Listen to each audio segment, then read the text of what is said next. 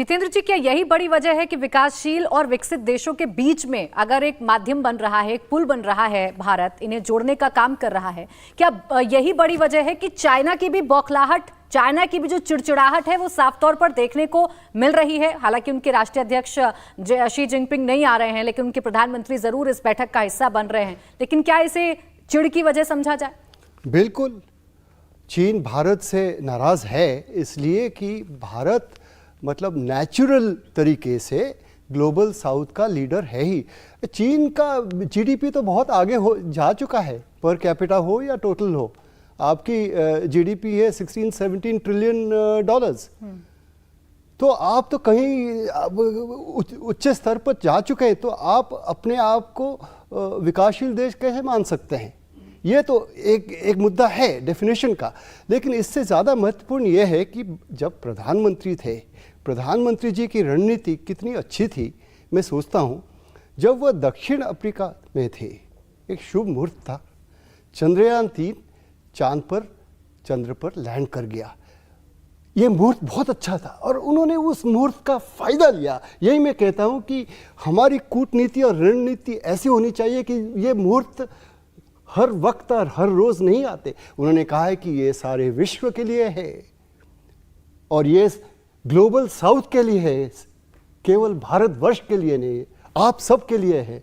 आप हम हैं और हम आप हैं, ये उन्होंने रची थी। ये साइकोलॉजिकल स्तर पे इसका बहुत महत्वपूर्ण है। अब अफ्रीकन यूनियन हम पढ़ रहे हैं अभी भी कि वो हो जाएंगे, तो G20 बढ़ जाएगा, G21 हो जाएगा। अगर वो हो गया, मैं नहीं कह सकता हूँ कि हो जाएगा, 2 दिन बाकी हैं, लेकिन अगर हो गया, ये भारत के लिए एक गौरव की बात है। और चीन की बात जब करें, मैं इसको एक बायलैटरल स्तर पे डिस्कस नहीं करना चाहता, रीजनल और ग्लोबल।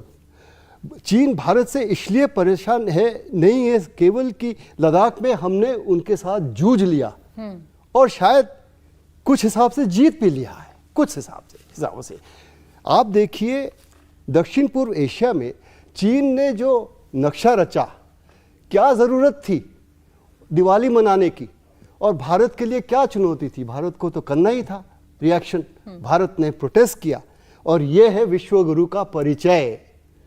आपने प्रोटेस्ट किया, ठीक है, और आपके करने के बाद आपके साथ मलेशिया ने किया और उसके बाद फिलीपींस ने किया, वियतनाम में किया, ताइवान ने किया, आखिरी में जापान ने भी किया। तो ये आप लीडरशिप दे रहे हैं। मतलब ये कह रहा हूँ कि मैंने बहुत पढ़ा है, बहुत गौर किया है। जहाँ तक कि आसियान और दक्षिण पूर्व एशिया और साउथ चाइना सी डिस्प्यूट की बात है, और ये G20 से संपृक्त है इसलिए कि भारत वही एक देश है जो बोलता है अमेरिका के साथ बायलैटरल स्तर पे, और अकेले भी बोलता है कि free and open Indo Pacific. प्रधानमंत्री ने ये बात कल रची थी इंडोनेशिया में, ये ना भूलें हम। ये सब मैं जोड़ के देख रहा हूँ कि भारत एक ही देश है जो चीन के साथ जूझ सकता है युद्ध में। मैं भगवान न करें कि युद्ध हो, लेकिन जूझ सकते हैं। ये शोले वाली बात हो गई, पिक्चर वाली बात। मैं ज़्यादा नहीं कहूँगा, मैं एक कूटनीतिज्ञ हूँ, लेकिन बात यह है कि भारत उस टाइप का लीडरशिप भी दर्शा रहा है और ये भारतवर्ष के लिए गौरव की बात है। और डोकलम की बात मैं जोड़ना चाहता हूँ आखिरी में। डोकलम में मेरा अनुमान है कि भारत ने कहा कि हम जो समिट होने वाला है, शायद ब्रिक्स समिट था, उसके बाद प्रधानमंत्री शायद नहीं जाएंगे। अगर म्यूचुअल विड्रॉल हो जाए शायद वातावरण बदल जाएगा, चले जाए। वही हुआ। तो हमने वहाँ पे अच्छी कूटनीति की और प्रेशर डाला, डिप्लोमेटिक प्रेशर। देखिए, वैसे मैं एक बात सिर्फ जोड़ दूं कि प्रधानमंत्री ने स्पष्ट किया है कि ये युग युद्ध का नहीं, ये बुद्ध का युग है। बिल्कुल ठीक है। इसलिए मुझे लगता है कि देखिए, 1-2 बातें इसमें कहना जरूरी है। अगर 2 चीजें आप नोट करेंगे कि एक तो ये पहला ऐसा G20 है जो डिप्लोमैट केंद्रित नहीं, पीपल केंद्रित हुआ है। मतलब कि ये पीपल्स G20 हुआ है, जहां पर लगभग 60 शहरों में 200 से अधिक मीटिंग हुई है। मतलब कि फुल डेमोक्रेटाइजेशन, हर शहर को अपनी विरासत दिखाने का, अपनी इंफ्रास्ट्रक्चर को दिखाने का मौका मिला है। और दूसरी बात, जो पहले जीडीपी सेंट्रिक था G20, जीडीपीओं की बात होती थी, कितना जीडीपी तुम्हारा कितना, आज प्रधानमंत्री ने उस नैरेटिव को बदलते हुए ह्यूमन सेंट्रिक। इसीलिए ग्लोबल साउथ आज जिस प्रकार से एक प्रखर प्रवक्ता भारत में पाता है, मुझे लगता है कि कि ये एक बहुत बड़ा संदेश है ह्यूमन सेंट्रिक, और पीपल्स G20 का जो नैरेटिव यहाँ से चल पड़ा है ये एक रोल मॉडल होगा आने वाली G20 के लिए। और हमने एक रोड मैप ये भी दिया है कि हम युद्ध के लिए नहीं, हम बुद्ध के लिए हैं। तो हम बुद्ध वाला रोड मैप, चाहे यूक्रेन रशिया का क्राइसिस हो, चाहे सारे आगे के क्राइसिस हो,